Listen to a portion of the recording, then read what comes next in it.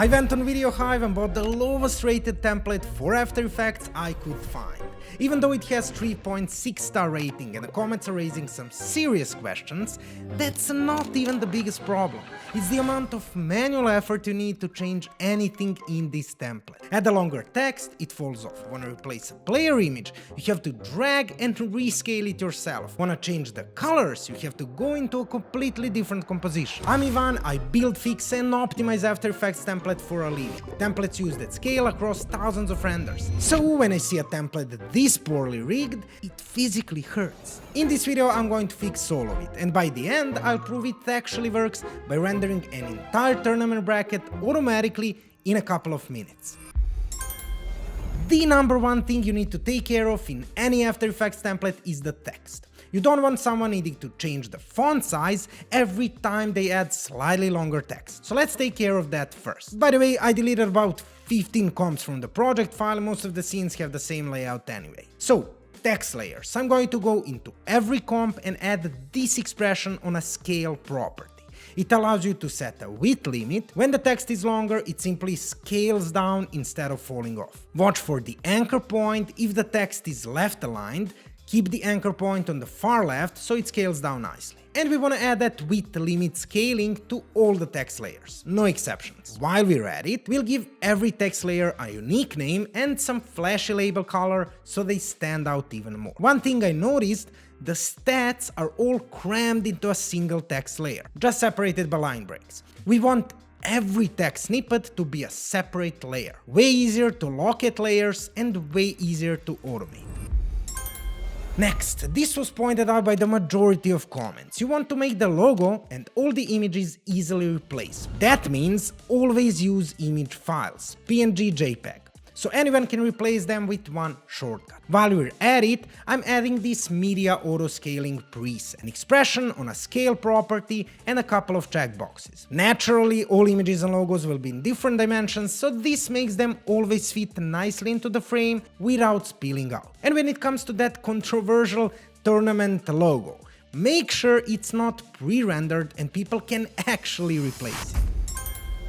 Since this is an esports tournament template, and there are both standing screens and matchup screens, we'll need three different colors. An accent color for the tournament, a Team 1 color, and a Team 2 color. Here's the thing, we want to be able to change colors globally. We don't want to dig into every comp just to change the color of team number 2. That's how you end up working until 3 AM and questioning your career choices.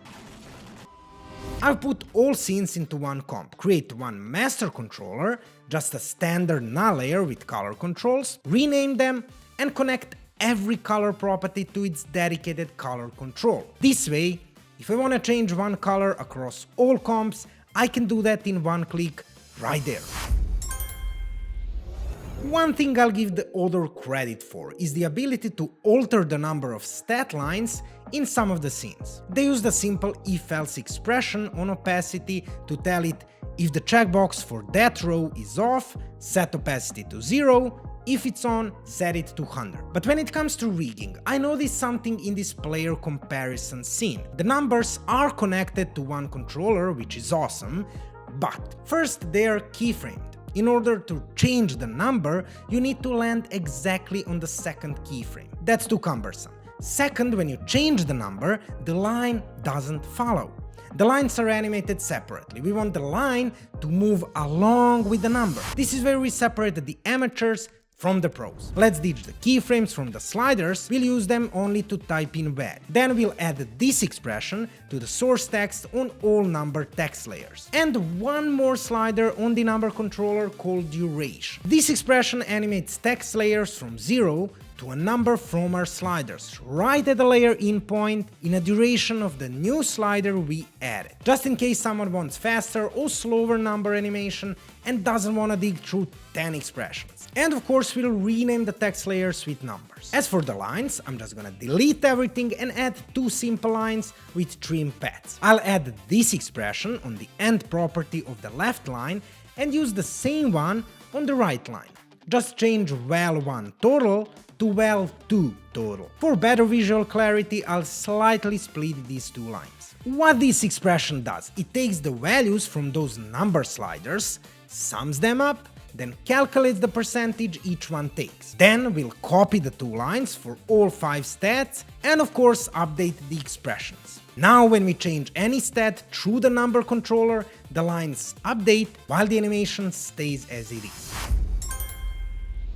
One more thing, it might seem minor, but it's actually crucial. We need to organize the project panel, because if someone opens your template and sees 40 comps thrown into the same folder, they're closing the project right away and never coming back. I'll create 3 folders, one for assets, images and solids, one for pre-comps, and one for render comps. This is where we'll keep our main comp and any other variations. Then, and this is important, we want to separate scene comps, editable image comps, all logos and player images, and everything else. This way, if anybody else opens the template, they know exactly where to look.